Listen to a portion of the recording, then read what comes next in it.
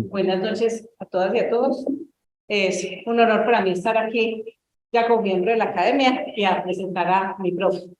El doctor José Fernando Escobar Serna es docente, es egresado de Medicina y de Medicina Interna de la Universidad de Caldas, es egresado de Medicina Clínica y Cuidado Intensivo de la Universidad de Antioquia, es docente del programa de Medicina Clínica y Cuidado Intensivo de la Universidad de Manizales, docente de la Universidad de Caldas, coordina jefe de área clínica crítica del CES, coordinador médico de UCI Oncólogos de Occidente y coordinador de la UCI de Extensa Manizales. Va a presentar hoy su conferencia UCI de Puertas Abiertas, un tema muy vigente ahora, muy importante. Le damos la bienvenida al doctor y muchas gracias por hacerme el honor de presentar a mi profe. Gracias, profe.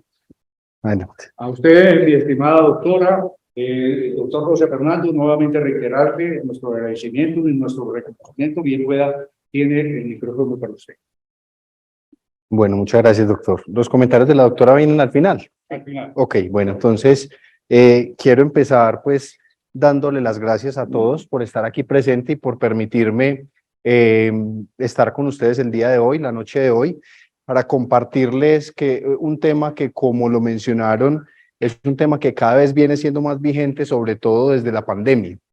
La propuesta que quiero hacer el día de hoy, qué pena, permiso. Ahí ya. La propuesta que les traigo el día de hoy es tocar 4 puntos en estos 40-45 minutos. Quiero hablar un poquito de una perspectiva histórica general del cuidado intensivo. Si bien el doctor Bernardo hizo una revisión magistral el año pasado al respecto, yo voy a tocar algunos puntos que los voy a tratar de correlacionar en la historia que les quiero contar el día de hoy al respecto. Vamos a hablar un poquito de la pandemia y de cómo la pandemia ha modificado un poquito y ha influido en el cuidado que estamos haciendo y en la propuesta que traemos o que queremos implementar de un cuidado intensivo un poquito diferente, en el sentido de que sea más humano, más humanizado, aún con todos los desarrollos técnicos que, como sabemos, hemos venido teniendo en el transcurso de los años. Y unas conclusiones finales. Para hablar desde la perspectiva histórica, hay que decir que no se sabe muy bien desde cuándo arranca el cuidado intensivo. Lo que sí es claro es que inclusive desde la época de Napoleón, en 1798, ya había, y desde las guerras y desde la invasión que se hizo en Egipto, ya había una idea y una tendencia de que los pacientes que tenían lesiones graves tenían que ser manejados o tenían que ser direccionados de una manera diferente, tenían que ser agrupados de una manera diferente. Aquí lo vemos en este óleo que representa lo que fue la batalla de Napoleón en la conquista de Egipto en 1798. Hay una persona muy importante y es la enfermera Florence Nightingale, que tal vez tiene los primeros datos de lo que es la historia en lo que tiene que ver con las primeras unidades de cuidado intensivo, y esto tiene que ver con la guerra de Crimea, en el cual ella, digamos, tuvo la idea junto con su equipo de trabajo de que los pacientes más delicados tenían que ser ubicados en lugares estratégicos, cerca de donde estaban las enfermeras, cerca del puesto de enfermería para ese momento, y digamos la manera en que tenían que ser vigilados, ya desde ese momento se planteaba que tenía que ser diferente. Esta es en la guerra de Crimea en 1850, como se conoce, la dama de la lámpara, por las rondas que hacía nocturnas con una lámpara vigilando a los enfermos en las largas rondas en el transcurso de la noche. El doctor Walter Dandy, neurocirujano, también es uno de las personas, digamos, que han aportado bastante al cuidado intensivo y tienen que ver con los inicios del cuidado intensivo. El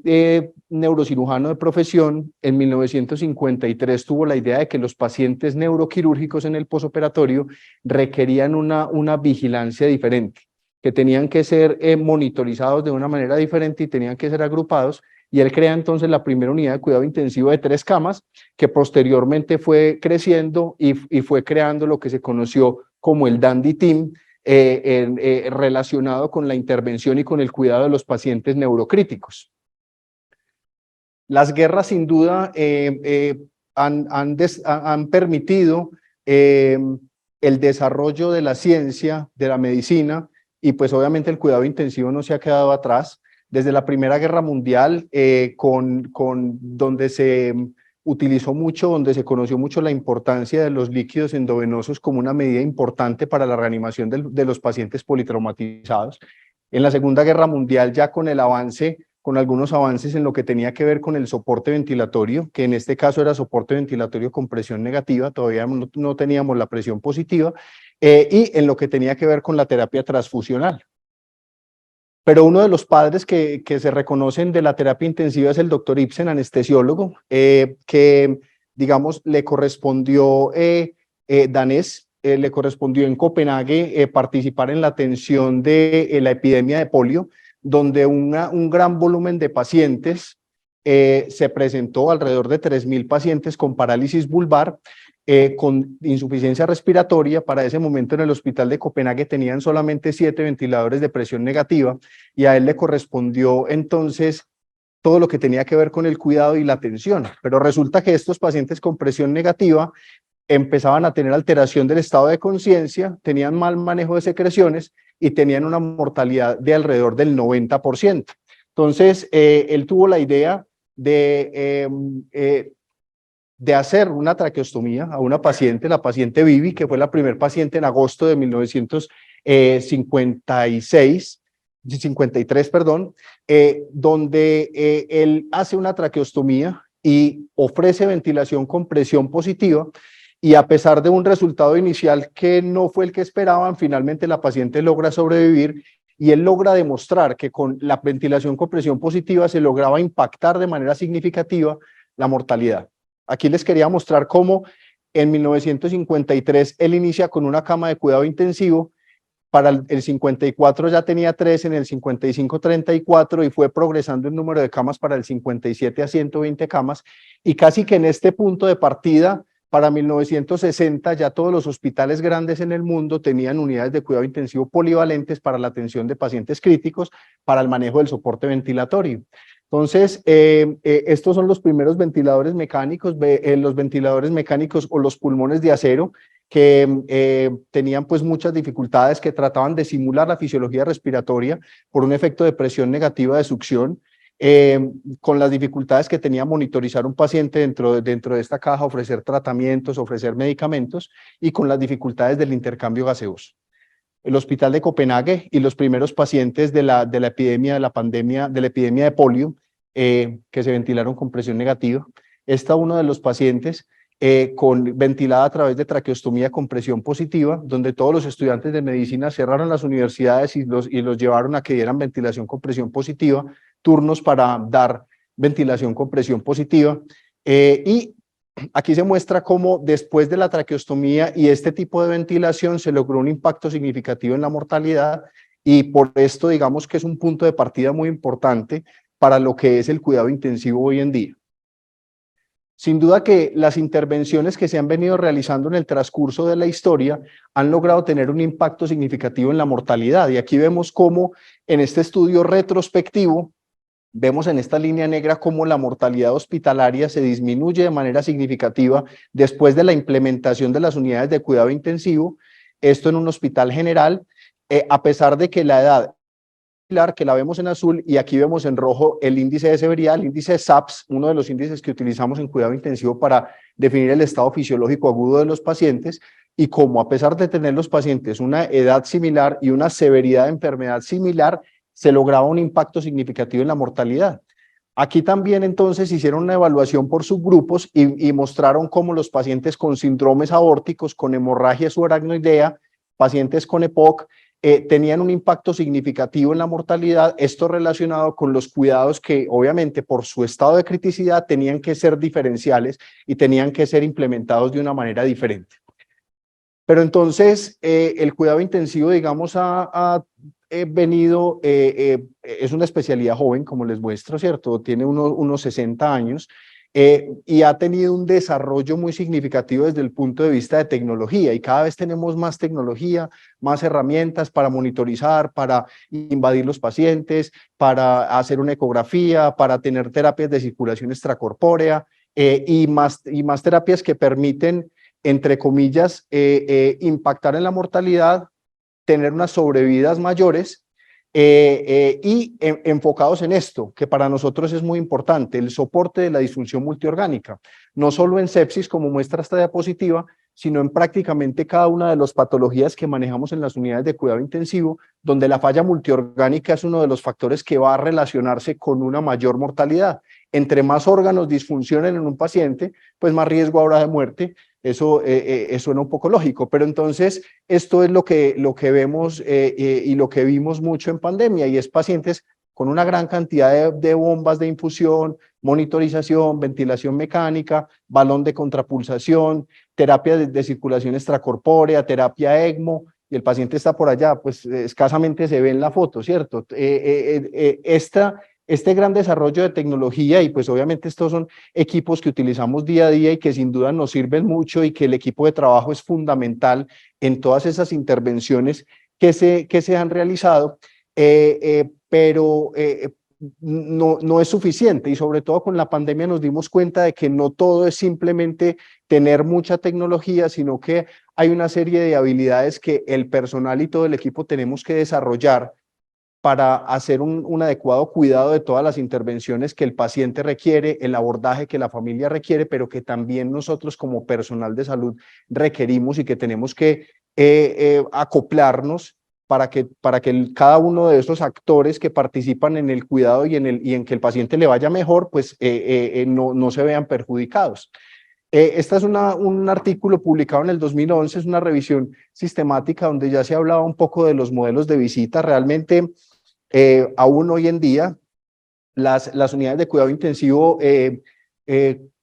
muchas de ellas, cuando uno va llegando a una unidad de cuidado intensivo, lo primero que ve es una puerta cerrada grande que dice, pues no se puede pasar, y los familiares llegan ahí y hasta ahí llegan, ¿cierto? Muchas veces, y lo vimos, como les digo, sobre todo en pandemia, sin posibilidad alguna de que los familiares puedan ni siquiera acceder a ver el paciente, o que pudieran acceder, o solamente tienen una hora de visita al día.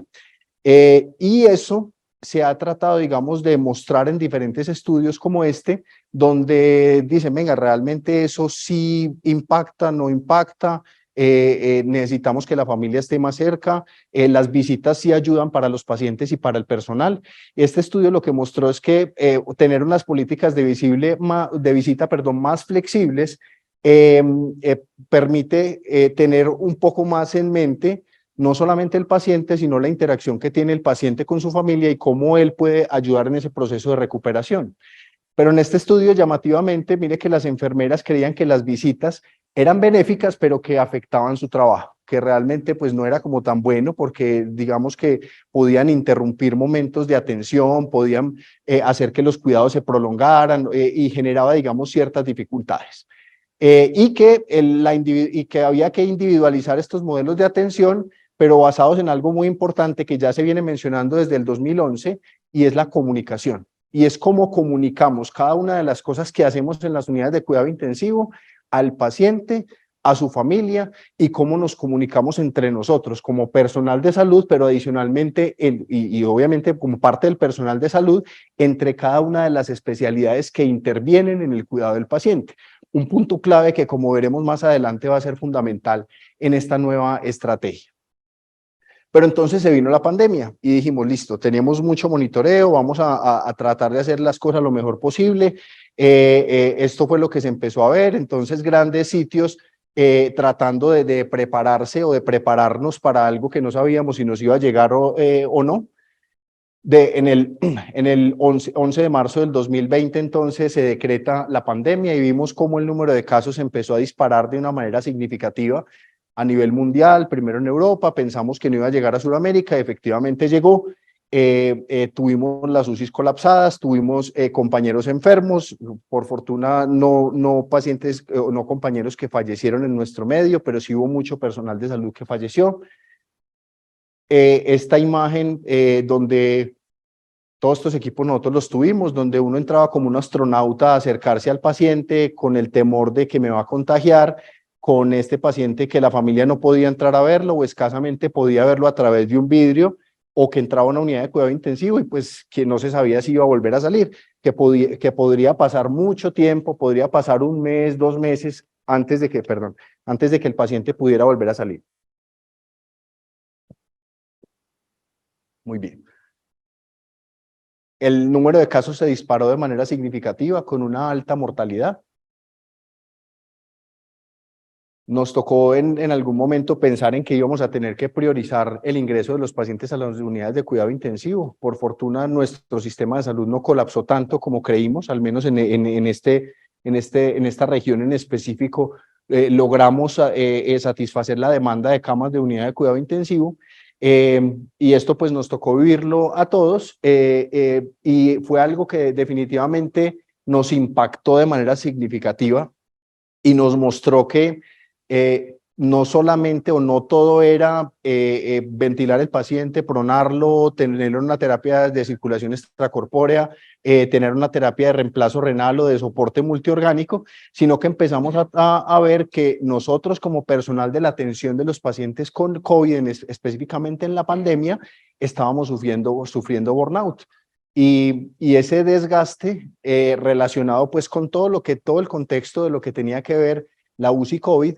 y la distancia que se estaba generando, el temor que se generó de contagio dentro de los pacientes, dentro del grupo familiar, nosotros mismos como personal de salud hacia nuestras familias, generó un impacto significativo. Estos son los números que tenemos pues recientes del total de casos y de muertes que se acercó a los 7 o se acerca a los 7 millones de muertes.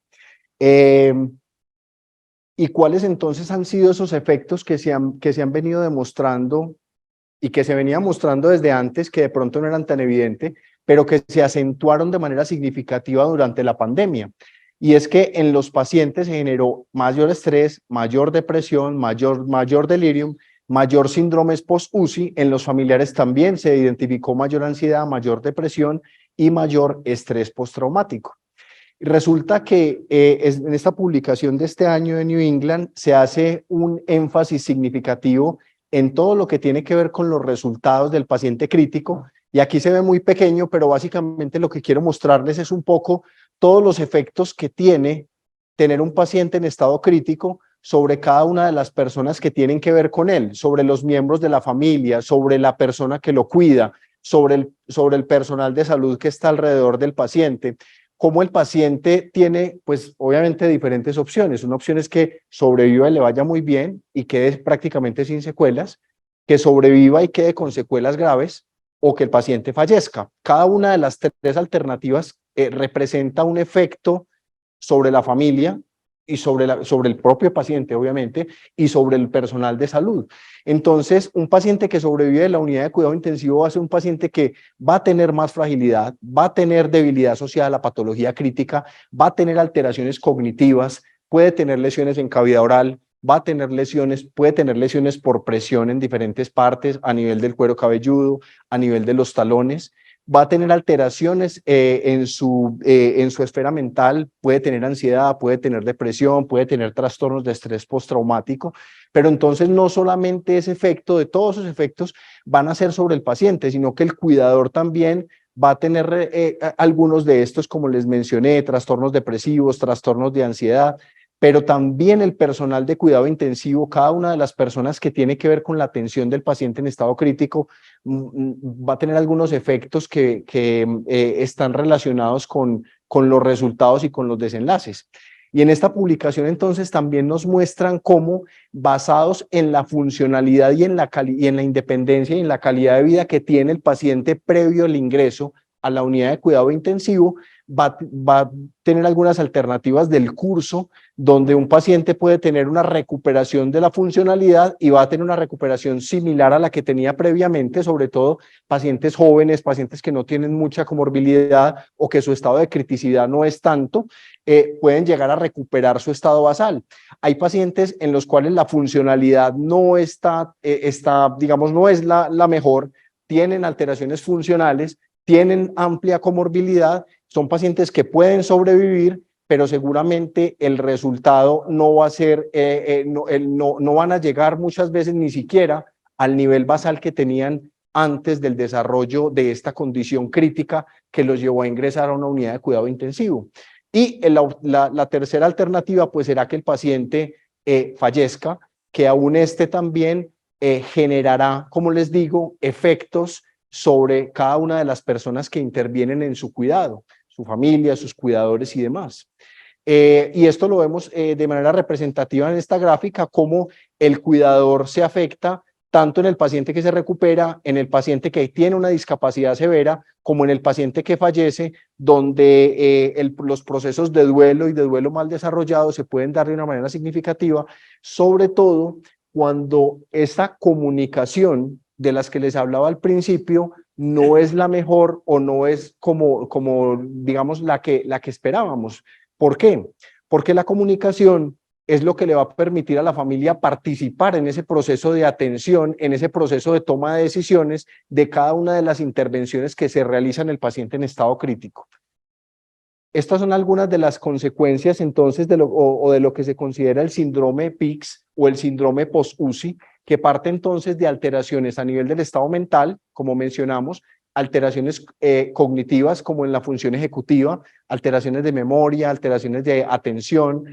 velocidad de procesamiento mental, pero también alteraciones físicas, pulmonares, neuromusculares y alteraciones físicas en general. Y obviamente están relacionados mucho con la funcionalidad psiquiátrica y con las alteraciones psiquiátricas que el paciente pueda tener previo al ingreso a la unidad de cuidado intensivo. Y dentro de ellas, entonces, se unen los trastornos de ansiedad, los trastornos de depresión y el síndrome de estrés postraumático, que va a tener unas consecuencias a posteriori que van a requerir intervenciones y que van a ser de muy difícil manejo a largo plazo. Básicamente en la UCI, muy relacionado a lo que les vengo diciendo, las alteraciones cognitivas relacionadas con delirium, con estrés agudo, con ansiedad y depresión, y fuera de la UCI, alteraciones cognitivas, ansiedad, depresión y estrés postraumático. Y entonces surge desde el 2017 más o menos el concepto del cuidado humanizado. El doctor Heras tal vez es una de las personas que más le ha trabajado a todo lo que tiene que ver con las teorías conceptuales de estas intervenciones que se deben hacer en el paciente y que buscan que el cuidado humanizado sea uno de los objetivos principales, tan importante como cada una de esas terapias de soporte que permiten que el paciente sobreviva y que salga de la unidad de cuidado intensivo. Y dentro de estas terapias y dentro de esta propuesta de cuidado humanizado, una de las principales, digamos, conceptos que surgen es que no solamente es el paciente, es la familia, pero también es el profesional de la salud, como se los venía contando, los que tienen que ver en la participación y cómo los modelos desde la perspectiva holística han evolucionado desde un cuidado que simplemente era centrado en el paciente, progresando a lo que es el cuidado basado en la persona, donde se tiene en cuenta cada una de esas condiciones que lo afectan y que tiene una historia de vida y que tiene una familia, a un cuidado humanizado. Aquí no se ve muy bien, donde ya intervienen cada una de las personas que participan en esa atención. Como les decía, el personal de salud, teniéndolo en cuenta, los profesionales de la salud, que van a ser fundamentales en ese proceso de comunicación asertiva para que las intervenciones que se realizan entre cada uno de los actores permitan que el desenlace termine siendo mejor o digamos el que esperamos. Y se proponen entonces desde esta teoría inicial publicada en 2017 por el doctor Heras algunos conceptos importantes que el objetivo es tratar de implementarlos, y parten entonces desde la flexibilización de los horarios de visita, que es algo con lo que, digamos, hemos luchado un poco, porque a veces no es tan fácil, porque el paciente requiere muchas intervenciones, porque el paciente, que el familiar puede, como les decía al principio, y como nos mostraba este estudio del 2011, afectar un poco la dinámica de la atención de la unidad de cuidado intensivo. Y en la experiencia nuestra, en lo que hemos venido trabajando ya desde hace un par de años, más o menos, inclusive durante la pandemia, hemos venido tratando de implementar un poquito más de flexibilidad en esa atención, por ejemplo, permitiendo que algún subgrupo de pacientes de mayor riesgo, sobre todo pacientes mayores de 65 años, arrancamos con 75, vamos en 65, tratando de que esto se generalice para todos los pacientes que ingresan a la unidad de cuidado intensivo, tengan un acompañante permanente. Y uno diría, oiga, venga, con cuidado intensivo acompañante permanente, pues sí, resulta que el acompañante permanente en cuidado intensivo tiene unos beneficios que les mostraré un poquito más adelante para cada uno de esos procesos de atención. Obviamente, esto de flexibilizar las visitas no es solamente ir y decir en la UCI a todo el mundo, no, a partir de mañana la visita es 24 horas. Eso requiere un proceso de educación, un proceso de desde intervenciones desde el punto de vista administrativo también, que hagan conciencia de que obviamente se requieren más personas que puedan educar a la familia, que puedan participar en ese proceso de interacción con la familia, de educación, en el cuidado básico, en el proceso de rehabilitación y en la interacción con el paciente, en un paciente que puede estar aún intubado, aún con múltiples infusiones, cables, y que la familia tiene que familiarizarse con eso que estamos presentando. Inclusive desde hace tiempo se tienen publicaciones de la presencia de la familia en los códigos azules en un proceso de reanimación, que obviamente eso también requiere un apoyo desde el punto de vista de psicología, y no es simplemente decir que vamos a reanimar su familiar que está en paro, porque obviamente esto va a generar un efecto psicológico significativo. Y en esta flexibilización de horarios de visita también aparecen otros factores, como es la participación de los niños en ese proceso de acompañamiento a la familia, en ese proceso de permitir, digamos, tener un bienestar, tener un confort, y adicionalmente las mascotas, que lo hemos tenido también que manejar con mucho cuidado, de la mano del infectólogo, pero teniendo unas medidas básicas, se ha permitido que las mascotas lleguen a esos pacientes que están en la unidad de cuidado intensivo. Buscando ¿qué? Bienestar del paciente, presencia y participación de la familia. La familia va a ser clave y uno termina haciéndose muy cercano a cada una de esas personas que está viendo todos los días, que está interactuando, y es más fácil uno contarle, mire, pasó esto, vamos así, vamos para allá, se complicó, va evolucionando bien, hoy lo vamos a extubar, vamos a quitar la sedación, miremos cómo va a interactuar. Y muchas veces el solo hecho de un paciente que está despertando, escuchar una voz familiar, le puede permitir despertar mucho más tranquilo. No siempre sucede de esa manera. Algunas veces hay familiares que requieren mucho más acompañamiento, que son más complejos, pero que también en la medida que van aprendiendo un poco de por qué pitó la alarma, de por qué marca esa frecuencia cardíaca o por qué la saturación está en tanto, le permite conocer un poco y les permite ir aprendiendo un poquito de eso básico para participar en ese proceso de cuidado. Los cuidados al profesional, que van a ser fundamentales, porque no podemos exigirle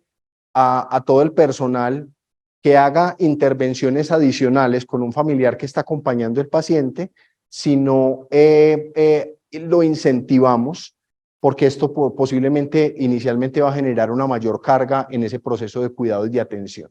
Los síndromes post-UCI, de los que les he venido hablando, que van a ser, digamos, y que van a impactar mucho, y que nosotros o que tenemos que tratar de intervenirlos desde que el paciente y la familia están en la unidad de cuidado intensivo y detectarlos de manera temprana, porque si los detectamos ya en la consulta de psiquiatría con un trastorno de estrés postraumático, y nos lo ha contado la psiquiatra nuestra, que ha tenido familiares y ha tenido pacientes que han pasado por la unidad de cuidado intensivo, las dificultades que se genera en el manejo de un paciente con un síndrome de estrés postraumático, las dificultades en el tratamiento. Hay factores también arquitectónicos que afectan desde el punto de vista estructural cómo está formada la unidad de cuidado intensivo, los espacios, la luz, la manera en que ajustamos el cuidado para evitar los ruidos y la luz tarde de la noche que impiden que el paciente pueda descansar, los espacios que tenemos para que los familiares reciban una información difícil, dónde sentarse con la familia, dónde tener una sala de espera adecuada que esté cerca de la unidad de cuidado intensivo, y para eso obviamente se requiere mucho más allá de que el coordinador de cuidado intensivo diga, no, es que aquí esta UCI es superhumanizada. Eso se requiere una conciencia desde el punto de vista estructural de la organización. No es solamente una persona, porque obviamente eso no va a generar ningún impacto o el impacto que queremos. Y sin duda que el acompañamiento de cuidado paliativo y los cuidados de fin de vida va a ser también clave y va a ser fundamental en todo ese proceso de atención. Y básicamente esta publicación del 2022 agrupa un poco de cada uno de los factores que, que les he mencionado hasta el momento, teniendo en cuenta muy importante este artículo de ocho cosas que no debemos hacer en el final de vida de las personas. Y pues obviamente hablar de cuidado paliativo requiere una charla aparte, no me voy a meter en esto, pero sí dejar en el mensaje que es fundamental y que nosotros tratamos de trabajar de la mano como trabajamos con cada una de las especialidades que pasan ronda en la UCI todos los días, como pasa ronda el cirujano, el neurocirujano, el ortopedista, el infectólogo, otros subespecialistas de la medicina interna. También pasamos ronda con el paliativista porque hace parte fundamental de ese cuidado multidisciplinario que requieren pacientes complejos como los que manejamos día a día en las unidades de cuidado intensivo. Y yo les decía, hay algo muy importante y es la conciencia organizacional. Y miren que, por ejemplo, como parte de la mega del hospital, nosotros la humanización la tenemos al nivel de la innovación, de los resultados superiores en salud y de la generación de conocimiento. Hace parte del engranaje institucional. Pero como les decía ahorita también, no solamente es tenerlo en el papel, es qué hacemos para poder llegar a eso. En esto se está trabajando bastante. Las empresas familiarmente responsables es una idea bastante buena que está enfocada en el personal de la salud. Empresas que dan una serie de ventajas, de beneficios, hacen que la gente esté contenta, que esté feliz, no solamente porque le paguen bien, sino porque tiene una serie de condiciones de calidad de trabajo, de muchos beneficios que permiten que las personas trabajen más felices en las instituciones. Y a lo que venimos llegando es a esto que es humanizando los cuidados intensivos o la estrategia HUCI que fue generada desde España y que digamos ha venido cogiendo cada vez más fuerza y tiene una serie de factores. Nosotros estamos incluidos en este proceso, nosotros hicimos una solicitud y afortunadamente pues digamos participamos en una beca a nivel nacional. En el hospital nos ganamos la beca y estamos trabajando en este proceso de casi que es un proceso igual al de acreditación. Y uno dice, acreditación, joder madre, eso tiene una cantidad de estándares, de documentos, de protocolos que se tienen que realizar, pero creo yo que es la única manera de uno llegar al objetivo final que queremos, y es todas esas intervenciones que les he venido contando, que realmente tengan una estructura, que realmente permitan hacer que cada uno de esos protocolos se implementen al personal, se implementen al paciente, se implementen a la familia, tanto con algo tan básico como tener un folleto que le diga, mire, familiar, esta es la unidad de cuidado intensivo, este es el horario de atención, esta es la dinámica de funcionamiento. Su familiar requiere un acompañamiento permanente y digamos eso para mencionarles solo una de las cosas que se requieren y que tenemos que buscar estructurar y organizar. Y en esta teoría entonces se habla como el primer punto, la UCI de puertas abiertas de la que les he venido mencionando, y básicamente está relacionada con esa apertura a tener más tiempo de la familia con el paciente. Eso no quiere decir que todos los pacientes, todos los familiares van a estar 24/7 en la unidad de cuidado intensivo, que va a tener un número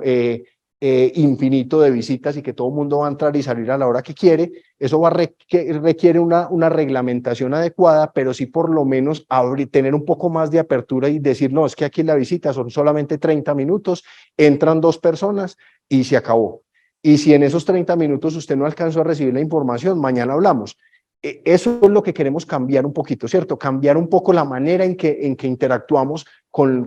los familiares de los pacientes. De ahí la comunicación, a lo que les he hecho mucho énfasis, esa comunicación con el paciente, con la familia y dentro de nosotros mismos en el equipo de salud, buscando el bienestar del paciente del paciente, la presencia y la participación de los familiares en el cuidado básico, higiene, cambios de posición, disminuir el riesgo de lesiones de zonas de presión que se pueden presentar en las unidades de cuidado intensivo, hacer que el paciente esté más tranquilo, que tenga más confort, permitir al paciente participar en la decisión de que si quiere ser acompañado o no, porque hay pacientes que dirán, no, yo no quiero, pues, o hay pacientes, como vemos en el día a día, con disfunciones familiares importantes que hay que tenerlas en cuenta, ¿cierto? Y que deben ser intervenidas. Los cuidados al personal, que esto es para mí clave y fundamental. Si nosotros cuidamos bien el personal de las unidades, en nuestro caso, el personal nuestro que trabaja con nosotros en las unidades de cuidado intensivo,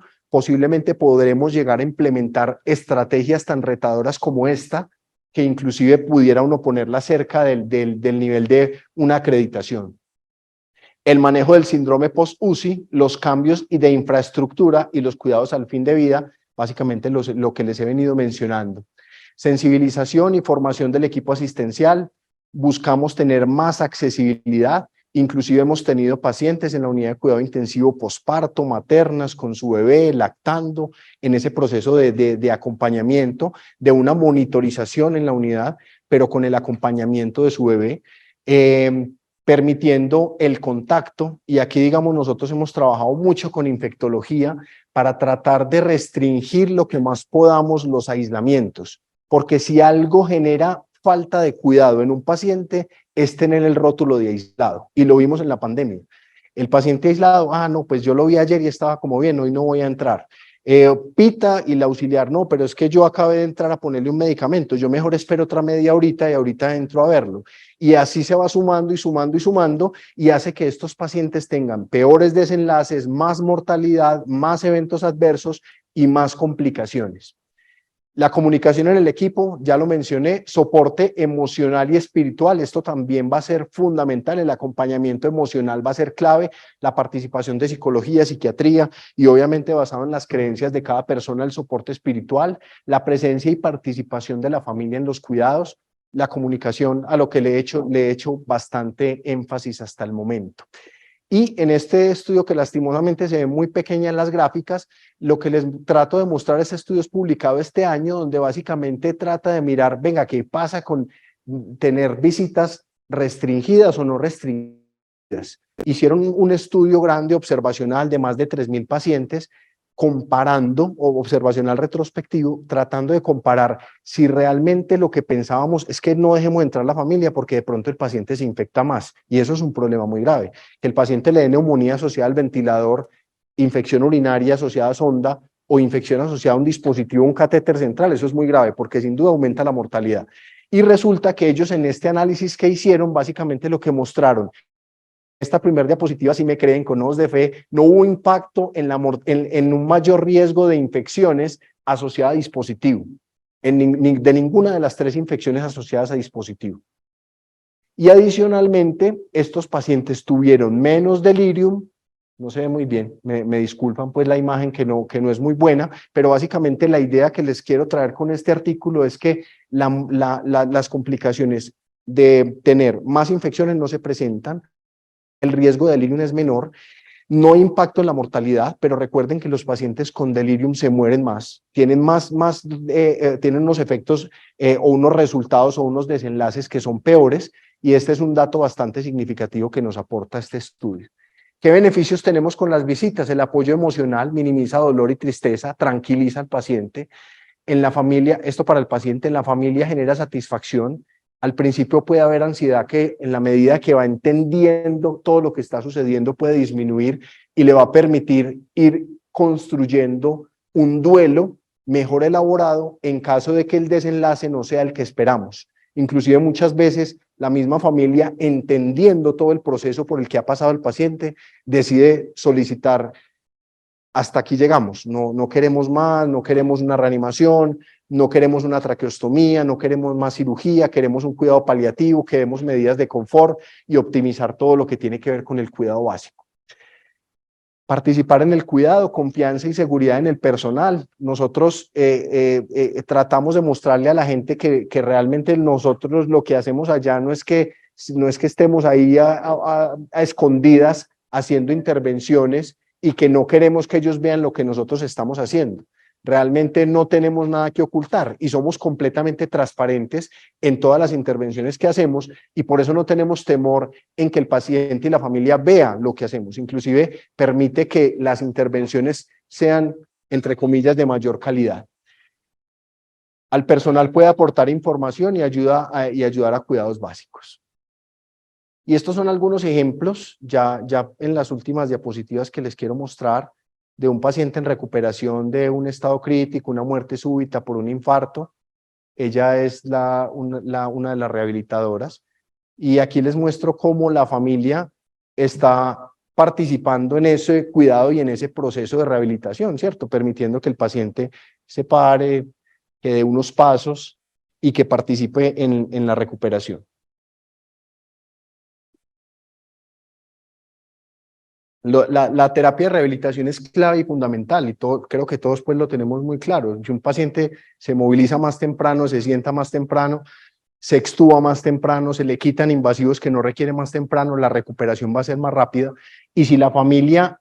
entiende esto y participa y le está haciendo terapia todo el día, no todas las familias son iguales, pero si participan en este cuidado, nos va a ayudar de manera significativa. Este es un caso muy bonito, de pronto escuchado por algunos de ustedes, un paciente que él es profesor, hizo una muerte súbita jugando baloncesto en la auxiliar. El equipo de bomberos le hizo reanimación inicial, lo cardiovirtieron y lo trajeron como urgencia vital. Este paciente tuvo en total 45 minutos de paro cardíaco en una muerte súbita rítmica, estuvo en choque cardiogénico, lo tuvimos muy grave, estuvo con balón de contrapulsación, se pudo hacer una revascularización percutánea y el paciente inicialmente nosotros pensamos que la recuperación neurológica no iba a ser buena. Ella es familiar del paciente, música, y empezó a hacer algo que queríamos explorar y es la musicoterapia en el cuidado intensivo. Hay artículos interesantes al respecto de cómo participa la musicoterapia en ese proceso de rehabilitación de los pacientes en la unidad de cuidado intensivo. Ahí ella le está diciendo, ya le estaba contestando, él había estado, ahí tiene la traqueostomía todavía ya ocluida, ya está fonando, y él sonríe porque ella le dice que no le cambie la letra de lo que le está diciendo. Y aquí vemos cómo este mismo paciente, ya tiempo después, obviamente para que estuviera corriendo pasaron un par de meses, pero sin duda que quería relacionarlo porque parte de ese cuidado básico, ese cuidado de atención, esa musicoterapia,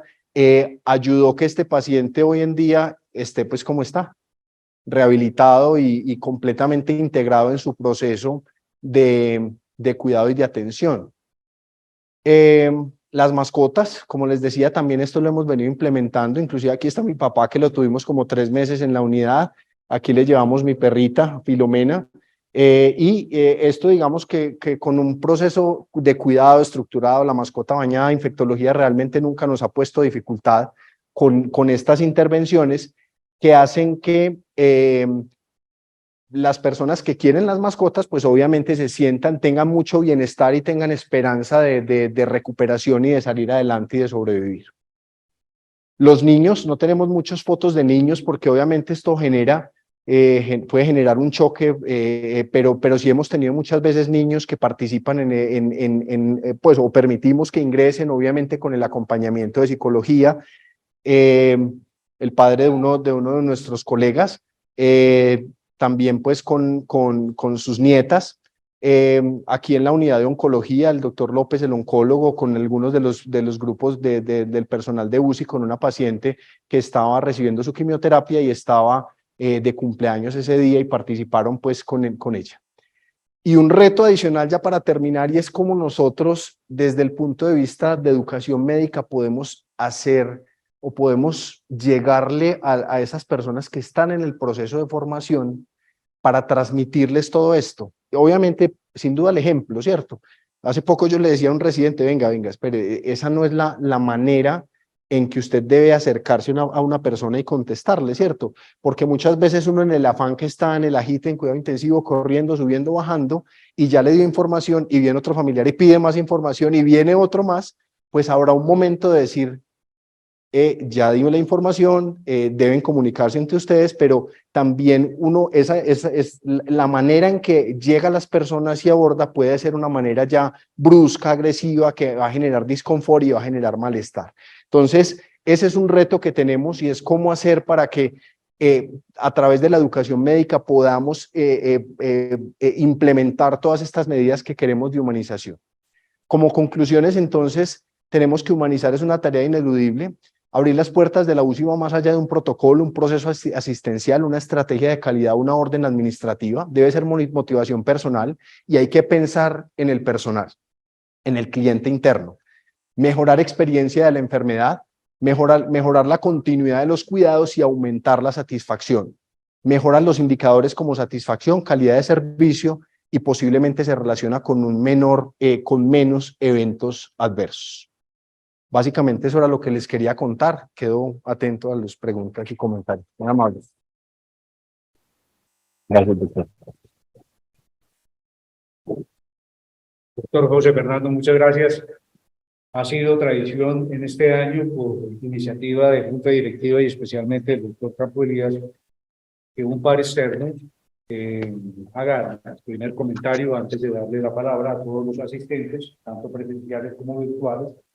Por lo tanto, al RUAR habilitemos la pantalla de la doctora María Cristina Florian, que debe estar en contacto. Sí. Muchas gracias, doctora, y bienvenida. Para que usted haga, por favor, el primer paso. Sí, bueno, buenas noches a todos. Gracias al doctor José Fernando por esa charla tan buena y al doctor Campo Elías por la invitación. Realmente estamos muy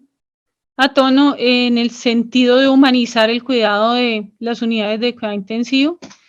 Yo, quizá más que el doctor José Fernando, viví esa transición de la UCI hostil de puertas cerradas, del intensivista prepotente que nadie le podía hablar porque era demasiado inteligente y no tenía espacio para conversar con los seres mundanos,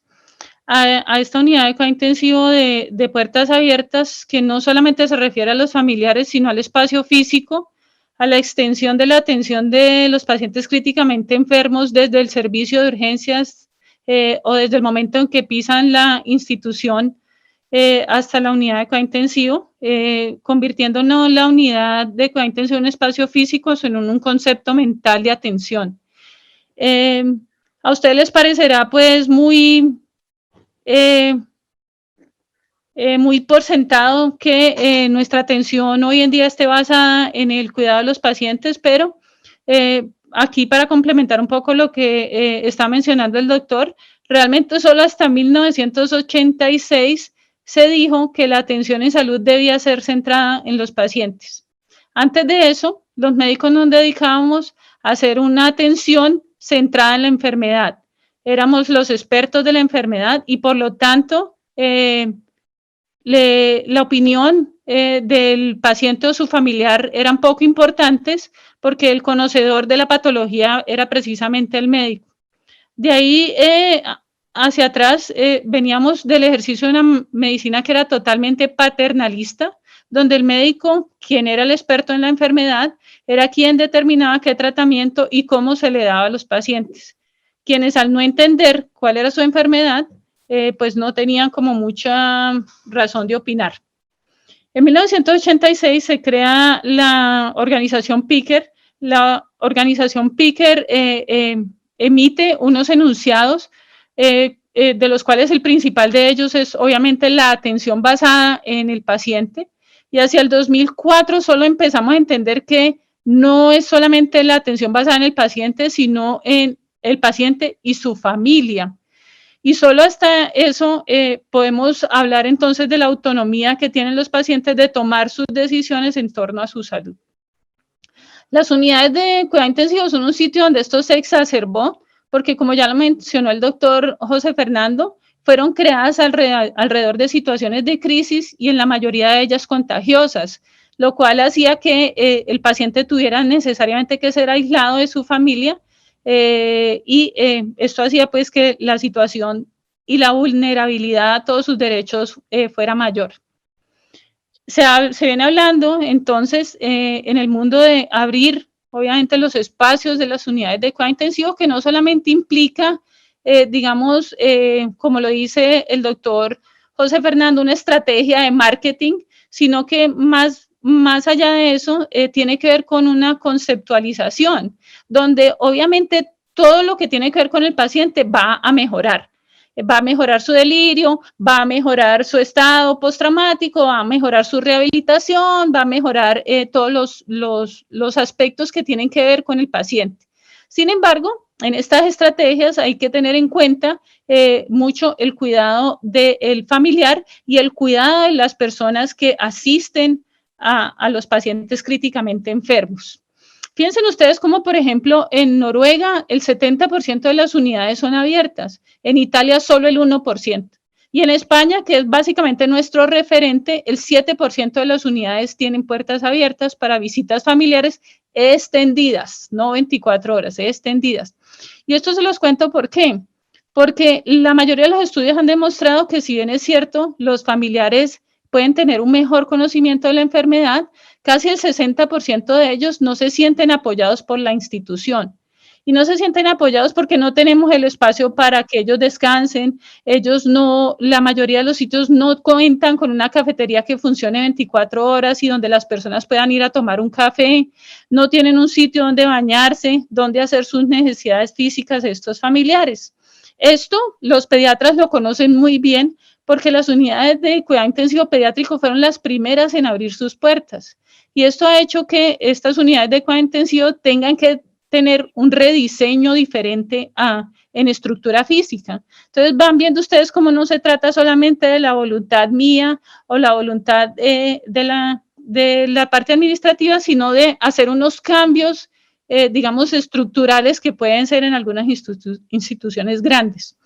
Otra de las cosas que termina pasando es que el personal de salud se siente sobrefatigado y de hecho en ese estudio que mostró el doctor José Fernando, las enfermeras en un 58% decían que se sienten sobrecargadas por el trabajo pues excesivo que generan otros familiares y esto hay que tenerlo en cuenta pues cuando uno está haciendo este diseño de estas estrategias. Termina pasando ahí esta encuesta, como lo mostró el doctor ahí, está hecha en un hospital en Sevilla. Entonces yo me fui a buscar, pues, como en Sevilla, no, perdónenme, en Andalucía. Me fui a buscar el hospital. El hospital donde hicieron esta encuesta se le hicieron a mil y pico de personas. Es una institución que tiene 1028 camas. La mayoría de las enfermeras encuestadas tenían más de 6 meses de trabajo, pero fíjense ustedes que la relación enfermera-paciente era de 2-1. O sea, una enfermera tenía 2 pacientes. Una auxiliar tenía 3 pacientes. O sea que la relación es muchísimo mayor que la que nosotros manejamos acá. Los turnos de esas enfermeras eran de 12 horas. De 8 horas, perdonen. O sea que ellos tenían 3 turnos diarios. Esto, con todas estas condiciones, sin embargo, hace que estas enfermeras casi en un 60% piensen que están sobrecargadas de trabajo. La educación a la familia es una parte, se convierte en una parte muy importante de eso, pero ahí no hay que olvidar también que es muy importante la voluntad del paciente. Habrá pacientes que quieren estar con su esposa por la mañana, con sus hijos por la tarde, o que quieren estar solos en alguna parte del tiempo, por lo cual esta carga no se le puede impartir a los pacientes, porque ahí viene el otro punto. Hay que considerar el síndrome de agotamiento del cuidador y el síndrome de fatiga familiar que conlleva la estancia de un ser querido en una situación crítica, sobre todo cuando en algunos sitios se les impone la norma de acompañamiento permanente, ¿cierto? Porque eso le impone digamos, un requerimiento a la familia que a veces no son capaces de cumplir por sus horarios de trabajo, por su no disposición, por la disfunción familiar o lo que sea. Entonces, estos son 2 aspectos en ese avanzar, en esa humanización que deben ser muy importantes a la hora de considerar cuando uno abre las puertas. Otra cosa muy, muy importante y que quizá el doctor no mencionó es que los estudios en niños menores de 8 años ha demostrado que el impacto de ver un ser querido como lo vimos en las primeras diapositivas, no en las últimas, donde el abuelo ya las puede abrazar, donde ellos reconocen pues quién es el abuelo y el abuelo quizás reconoce quiénes son sus nietas, pero digamos en las situaciones más críticas puede tener un impacto negativo en el desarrollo pues psicológico de estos niños. El tema de las mascotas es algo que ha venido cobrando mucha relevancia en Europa. Sabemos que el número de mascotas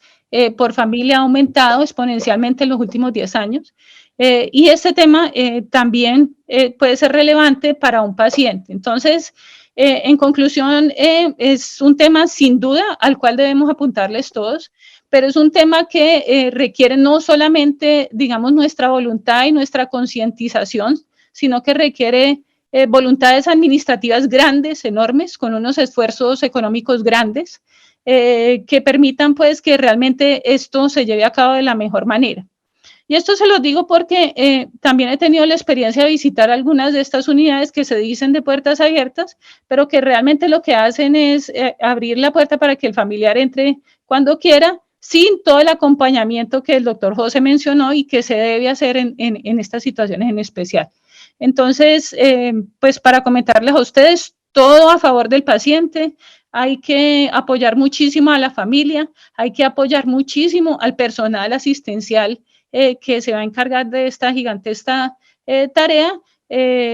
con unas pues situación económica que en nuestro medio no favorece que esto se haga de la mejor manera. Muchas gracias.